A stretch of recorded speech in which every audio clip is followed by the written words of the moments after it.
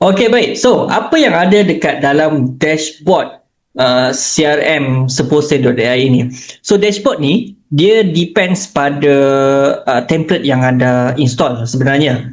Cuma kalau anda install single product, this is the dashboard yang anda akan dapat lah. So, dekat sini dia akan ada overview kita punya analytic report lah. Okey. Kemudian dekat bahagian bawah dia ada kita ada berapa tab? 1, 2, 3, 4, 5. Kita ada 5 tab dekat sini. Dan yang kedua adalah tab untuk kita managekan kita punya sale lah. Kita punya order, kita punya customer. And then kalau ada escalation, maksudnya escalation dari segi customer tu chatbot akan hantar escalation lah. Escalation pop-up kepada kita. Kalau ada benda yang kita as admin perlu resolve. Maksudnya kalau ada komplain, kalau ada customer bagi feedback pun, dia akan hantar masuk ke dalam escalation. Sorry, escalation is a complaint lah kebiasaannya, dan complaint and feedback ni pun pula adalah complaint and feedback pun sama kot mungkin lah. Saya tengok balik lah nanti macam mana. Dia ni macam ada dua pula redundant kat sini. Okay, and then bot and automation, kita ada bot setting. Yang ini anda boleh invite, button untuk invite saya masuk ke dalam workspace anda. Okey, supaya mungkin ada benda yang anda nak tunjuk kat saya ke dan sebagainya. So dekat bawah ni dia ada by default lah, dekat dalam ni dia ada produk harga 5 bentara ni apa semua ni. Tapi ini adalah contoh sahaja, nanti saya akan ubah kepada produk yang lain lah, sebab ni produk customer juga sebenarnya kan. So saya akan ubah kepada benda yang lain, ataupun boleh je nak tengok kat situ. Dan juga produk harga kita ada butiran, package harga, cas penghantaran, pilihan kurier, dan juga tawaran repeat order dan sebagainya untuk orang yang nak repeat order lah. Ayat tawaran repeat order buat guna ni bila customer dah sampai masa nak beli semula, dia akan bagi detail order ni. Tapi ni macam tak best lah dia punya ayat sebenarnya. Tapi apa yang anda perlu tahu adalah kebiasaannya kalau dekat dalam, kita boleh besarkan ni, kebiasaannya kalau dekat dalam butiran produk ataupun dekat dalam AI agent kita ni, saya biasanya menggunakan markdown punya style, structure. Okay, so maksudnya kalau hashtag satu ni header, headline satu, ya, kalau dia ada dua, headline dua, so dia ikut terutam macam tu lah maksudnya. So anda boleh gunakan yang sama juga. Okay, and then dekat arahan AI agent ni dia ada arahan lah untuk setiap AI agent yang kita ada. Dan dalam template single product ni kita akan ada 1, 2, 3, 4, 5, 6 AI agent yang akan bertugas secara automatik ikut kepada dia punya structure dia lah. Okay, so structure dia macam mana? Structure dia, onboarding adalah AI agent yang pertama sekali yang akan engage dengan customer kita. Kalau dia baru first time, okay, dia baru first time engage dengan chatbot kita, AI agent onboarding yang akan handle dulu, yang akan send message pertama kepada pelanggan kita. Kenapa saya pisahkan dia dengan AI agent sale adalah sebab bagi saya, ayat pertama yang kita hantar kepada customer kita itu memainkan peranan yang sangat penting. Jadi saya memang pisahkan benda tu, dan kita tune sehabis boleh. Satu AI agent tu tugas dia untuk hantar greeting message sahaja. Itu tujuan dia untuk onboarding. So dalam setiap agent dia akan ada peranan, dia akan ada kemahiran ataupun skill, dan dia akan ada pantang larang ataupun constraint dia tu, apa dia boleh buat, apa dia tak boleh buat. So anda boleh edit semua ini mengikut keperluan anda. Kalau tak nak edit pun tak apa, nanti saya akan tunjukkan kepada anda apa yang best lagi dekat dalam ni. So sales, selepas AI agent onboarding, dia hantar message pertama dan customer reply. Lepas customer reply, AI agent sales akan take over sehingga customer tu nak buat pembelian. Okay, maksudnya AI agent sales inilah antara AI agent yang paling banyak tugas dia. Maksudnya dia kena convince, dia kena tunjuk testimoni, dia kena jawab FAQ dan sebagainya. Itu adalah tugas AI agent sales. Dan AI agent order processing adalah untuk collect order daripada customer. Okay, dia ambillah butiran daripada nama, phone number, alamat, payment payment receipt kan, and then dia akan masukkan ke dalam kita punya dashboard ni nanti dekat dalam bahagian sale ni lah, dekat order ni dia akan masukkan secara automatik. Anda boleh tengok terus kat sini, dan juga dia ada setting untuk kita hantar terus order tu masuk ke dalam WooCommerce. Macam tu. Okay, itu adalah AI agent order processing. Sama juga dia akan ada roles, skills dan juga constraint jugalah. Okay, and then yang ketiga adalah customer service. So customer service ini adalah apabila AI agent order processing dah masukkan order ke dalam kita punya sistem, dia akan tag that customer sebagai dia akan tag that user sebagai customer, orang yang dah pernah order, ataupun tag yang kita pakai dekat dalam ni adalah submit order.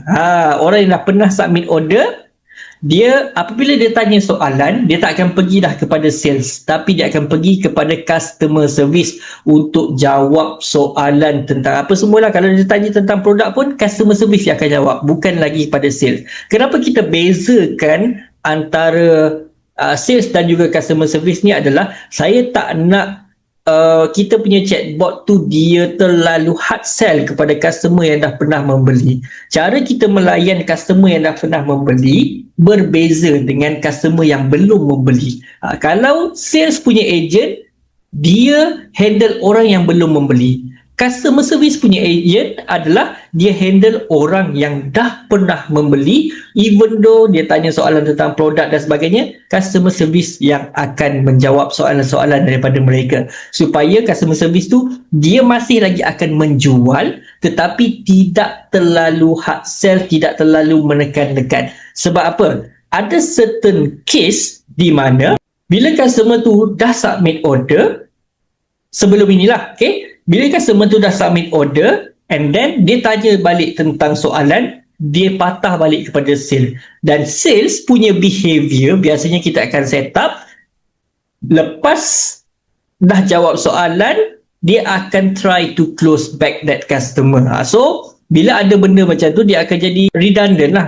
Aku dah order lah, kenapa nak suruh aku order lagi dan sebagainya lah. Walaupun sebenarnya kita memang dah bagi tahu lah customer ni dah order dan sebagainya. Dia ada lah dekat background proses dia pula, prompting dia tu memang kita dah bagi tahu, tapi sometimes dia try to close customer juga dan sebagainya. So kita tak nak dia jadi macam tu. Kita pisahkan terus role dia tu kepada AI agent customer service.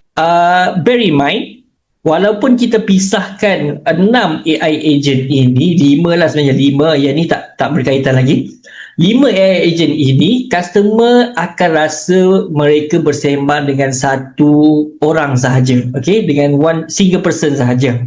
Tapi back end dia tu sebenarnya kita dah pisahkan. Dia orang yang sama tu.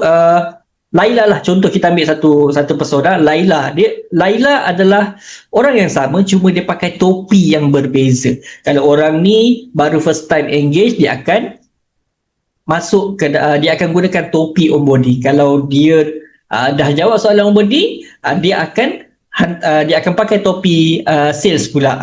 Macam tu, dia akan jadi macam tu. Tapi customer akan rasa mereka bersembang dengan single person sahaja. Alright, so follow up 24 hours. Okay, so ini adalah untuk follow up dalam masa 24 jam sahaja. So dalam masa 24 jam kita ada 3 kali follow up yang saya buat. Tapi anda boleh ubahlah, nanti saya ajar kat mana kita nak ubah bila sampai topik tu nanti. So benda yang sama, peranan dia adalah untuk re-engage balik, untuk tarik balik customer yang blue tick kita dalam masa 24 jam.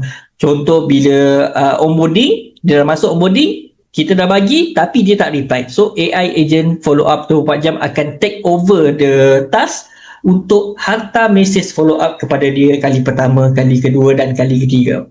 Kalau dia berhenti dekat sale, dia lepas follow up, customer reply, sales akan ambil alih. Okay, sales akan ambil alih kan. So dia blue tick lagi.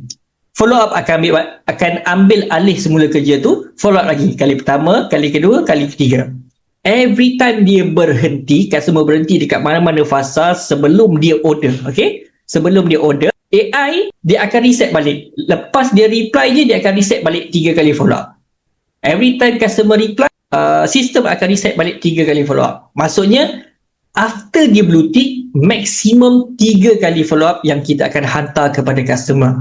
Kalau dia tak reply juga, baru dia akan masuk ke dalam second layer of follow up, di mana kita boleh reset lah follow up berkala pula selepas itu. Tapi itu nanti kita akan ceritakan. Okay, so FB comment. So yang terakhir adalah FB comment, di mana kita boleh juga attachkan kita punya ataupun connectkan kita punya chatbot kita ni dengan Facebook page kita, satu Facebook page sahaja.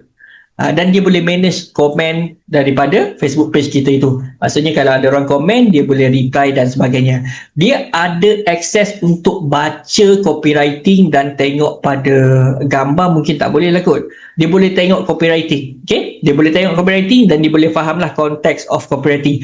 Tapi kalau anda menggunakan video dalam anda punya posting tu, dan caption dia sikit, so dia tak dapat gambaran apa yang diterangkan dekat dalam video tu. That's a limitation yang ada dekat dalam FB comment lah. Memang Meta pun tak bagi kita untuk tengok dan sebagainya macam mana kan.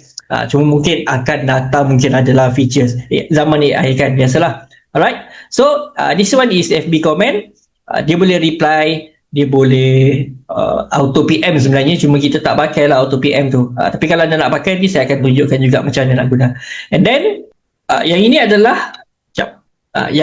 adalah kita boleh besarkan juga ni sebenarnya. Okay, ini adalah maklumat bank, iaitu maklumat untuk customer buat pembayaran. So biasanya kita akan bagi QR sekali lah dekat dalam ni. Okay, QR ni nanti anda boleh masukkan dekat dalam media library. So itu adalah apa yang ada dekat dalam bot setting. So benda-benda ini anda tak perlu risau sebenarnya, sebab kita ada AI yang akan tolong kita tuningkan kita punya arahan kepada AI agent kita ni. So jangan risau benda tu. Okay, alright. So tab yang selanjutnya adalah media library. So anda boleh add lah media dekat dalam ni. Kalau anda menggunakan anda nak upload video, kena hostkan lah dekat Vimeo ke mana-mana tempat yang ada video anda tu, and then uploadkan, bagi link dekat dia dekat dalam ni. Okay, biasanya saya akan host dekat YouTube je lah.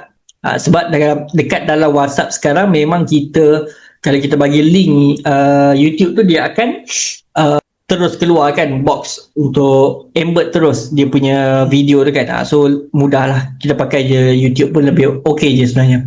Alright, so dalam video ni description is required, apa yang ada dekat dalam gambar ni, supaya bot tahu isi gambar tersebut. So by default OpenAI tak boleh, bukan tak boleh lah, boleh nak buat, cuma dia membazir sebenarnya. Okay, dia membazir token kita tu. So saya tak buat function macam tu. Jadi bila kita upload, okay, saya upload gambar ni, and then kita boleh klik pada jana automatic dekat sini. Cuma disebabkan kita tidak sambung lagi, tak connect lagi OpenAI, so dia tak boleh jana sendirilah. Okay, bila kita klik jana automatic ni, dia akan terus janakan description based on apa yang dia nampak dekat dalam kita punya gambar tu. Nanti dia akan turun, kita buatkan terus. So jimat masa sedikit lah untuk anda tengok. Okay, and then capture field abaikan dulu. WhatsApp template, ini adalah message template yang kita boleh hantar kepada customer. Kita nak buat broadcast, kita nak buat follow up selepas 24 jam, yang inilah message template yang boleh kita buat. Dan juga ini adalah store automation, di mana kalau anda ada buat sales page, okay, run ad ke sales page terus, and then ada order dekat dalam sales page tu, anda nak hantar record tu ke mana, boleh anda sambungkan ke dalam kita punya store automation ini, dan kita boleh setkan message template untuk dia hantar notification lah pada customer dan sebagainya kan. So kita boleh hantar pakai utility kat sini. Order anda telah diterima berapa-berapa semua kat sini, submit for review. Lepas dah boleh guna, kita aktifkan dan kita boleh hantar message notification kepada customer kita kalau mereka order dekat dalam website tu nanti. Macam tu pun boleh. Okay, and then next adalah untuk marketing adalah untuk ads. Yang ini manually lah. Ada yang minta kat saya, dia nak track dia punya ni, dia suruh saya buatkan dashboard untuk manual entry lah. Okay, cuma mungkin okay, kita boleh buatkan MCP juga nanti. Okay, tak apa. Itu biarkan dulu. Ini adalah follow up untuk what we call follow up selepas 24 jam. Dia ada dua jenis, ghosting dan juga rejection dekat sini. Okay? Kalau orang tu ghosting saja, dia tak pernah bagi rejection, tiba-tiba senyap je, so kita akan gunakan follow up jenis ghosting. Kalau orang tu dah pernah bagi rejection, by default bot follow up tadi, AI agent follow up kita tu, dia tak akan hantar follow up 3 kali tu. Okay, dia tak akan hantar dah. Dia akan rujuk balik flow untuk rejection, macam mana dia, bila masa dia perlu follow up customer tu. Dia akan kira balik, kalau mungkin dia kata nak fikir dulu, esok ataupun lusa dia akan follow up balik customer tu. Kalau dia kata tunggu gaji, dia akan tunggu 28 hari bulan macam tu, baru dia akan follow up customer tu. Dia macam tu. Dia punya ni adalah smart follow up. Kita tak perlu nak setting pun, dia dah tahu dah macam mana cara, bila waktu yang sesuai, based on context conversation, based on condition customer tu lah. Okay, so kita tak perlu dah nak pening-pening fikir, nak pening-pening untuk follow up. Not every customer kita, dia dah bagi rejection, esok kena follow up.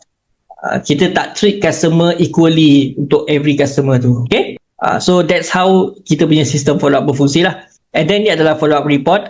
Dia akan bagi tahu lah follow up report. Ini adalah broadcast yang boleh kita buat lah. Kita boleh pilih juga temperature customer tu, warm, hot customer ataupun cold, yang mana yang kita nak nak broadcast, ataupun kita boleh upload database yang baru, database yang mungkin daripada luar, kita buat broadcast kat sini pun boleh juga, tak ada masalah. And then ini adalah landing page.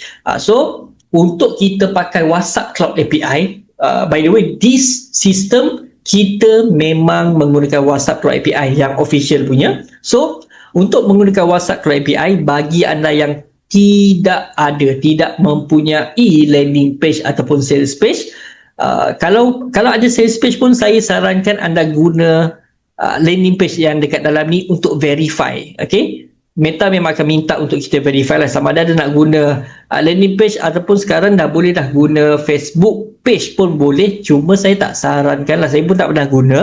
To be honest, memang saya tak pernah guna. Saya biasanya gunakan landing page saja. So masukkan saja, dah masuk semua data, baru guna yang ini. So nantilah kita akan set up satu persatu.